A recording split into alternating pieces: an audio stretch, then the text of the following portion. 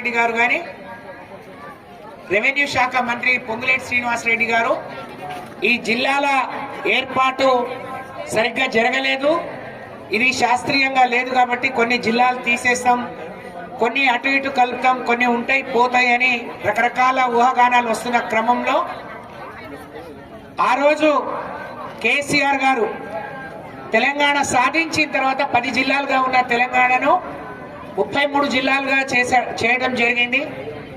అది కూడా ప్రజలందరి ఆమోదంతో ప్రజలకు పరిపాలన సౌలభ్యం కోసం పేదవాళ్లకు అధికారులను చేరువ చేయడంలో భాగంగా అభివృద్ధి మరింత వేగంగా జరగాలనే ఉద్దేశంతో జిల్లా చేసి అందులో మహబూబాద్ జిల్లా మానుకోట ఒకప్పుడు ఒక చిన్న గ్రామ పంచాయతీ, తర్వాత మున్సిపాలిటీ, ఇవాళ జిల్లా కేంద్రం.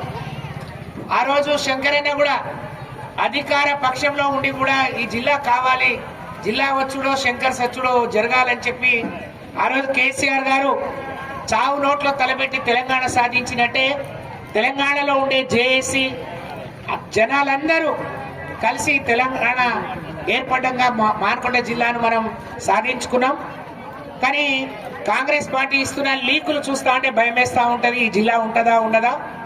ఇవాళే ఎందుకు మాట్లాడుతున్నామంటే ఈరోజు రెవెన్యూ మంత్రి గారు ఇక్కడికి వస్తున్నారు, కన్వెన్షన్ లో వస్తున్నారు. రెవెన్యూ మంత్రి గారితో పాటు ఈ జిల్లా బిడ్డ వేం నరేందర్ రెడ్డి గారు కూడా ముఖ్యమంత్రికి సలహాదారు కాబట్టి వారు కూడా వస్తున్నారు. మహబూబాద్ జిల్లా మీద ఒక స్పష్టతనివ్వాలని చెప్పి బీఆర్ఎస్ పార్టీ తరఫున కవిత గారు, శంకర్ నాయక్ గారు, మేము అందరం జిల్లా ప్రజల డిమాండ్ దీన్ని పరిగణించి మరి ఏం జరగనుందో కూడా చెప్పాలని మేము డిమాండ్ చేస్తా ఉన్నాం.